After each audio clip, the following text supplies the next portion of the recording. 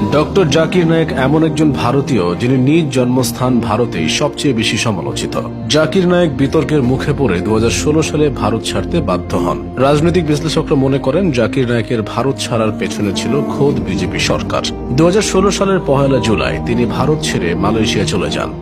1965 সালে ভারতের মুম্বাইয়ে এক ডাক্তার পরিবারে জাকির নায়েকের জন্ম হয়। জাকির নায়েকের পিতা ছিলেন চিকিৎসক, তার বড় ভাইও চিকিৎসক ছিলেন। জাকির নায়েক মুম্বাইয়ের টোপিওয়ালা ন্যাশনাল মেডিকেল কলেজে ডাক্তারি পড়েছেন। 1991 সালে ডাক্তারি ছেড়ে দিয়ে তিনি তার এলাকা ডংরিতে গড়ে তোলেন ইসলামিক রিসার্চ ফাউন্ডেশন। এরপর 2010 সালে অগ্রহণযোগ্য ব্যবহার এবং বিতর্কিত বক্তব্যের জন্য জাকির নায়েকের যুক্তরাজ্যে প্রবেশ নিষিদ্ধ হয়। তারপর 2016 সালে ঢাকার হোলি আর্টিজান বেকারিতে বড় ধরনের বিশৃঙ্খলার পরে জাকির নায়েকের বিরুদ্ধে অনেকেই আঙুল তোলেন। ওই সময় বাংলাদেশের গণমাধ্যম দাবি করেছিল যে বিশৃঙ্খলাকারীদের একজন জাকির নায়েকের বক্তব্য থেকে উদ্বুদ্ধ হয়েছিল। তাই 2016 সালেই বাংলাদেশে পিস টিভির সম্প্রচার নিষিদ্ধ করা হয়। তখন হাসানুল হক ইনু বাংলাদেশের তথ্যমন্ত্রী ছিলেন। এছাড়া বাংলাদেশের কওমি আলেমরা জাকির নায়েককে উগ্র সালাফি মতবাদের প্রচারক বলে মনে করেন। বাংলাদেশ ও ভারতে কোণঠাসা হয়ে পড়া জাকির নায়েক মালয়েশিয়ায় আশ্রয় চাইলে তৎকালীন নাজিব রাজাক সরকার তাকে স্থায়ীভাবে বসবাসের অনুমতি দেয়। পরের বছর অর্থাৎ 2017 সালে তিনি সৌদি আরবের নাগরিকত্ব পান। তবে 2018 সালের জুলাইতে জাকির নায়েকের মালয়েশিয়া থেকে ভারতে ফেরা নিয়ে নানা গুঞ্জন শুরু হয়। তবে জাকির নায়েক তখন ভারতকে অনিরাপদ উল্লেখ করে সেই গুঞ্জন উড়িয়ে দেন। এরপর 2019 সালের মে মাসে ভারত জাকির নায়েকের বিরুদ্ধে অর্থ পাচারের অভিযোগ আনে। মুম্বাইয়ের একটি আদালতে তার বিরুদ্ধে আর্থিক অপরাধের অভিযোগ আনা হয়। দাবি করা হয় তিনি অপরাধমূলক কর্মকাণ্ডের মাধ্যমে লক্ষাধিক ডলার অর্থ আয় করেছেন। তবে জাকির নায়েক সাথে সাথে সেই অভিযোগ অস্বীকার করেন। তার দাবি ছিল তিনি বৈধ পথেই সমস্ত অর্থ আয় করেছেন।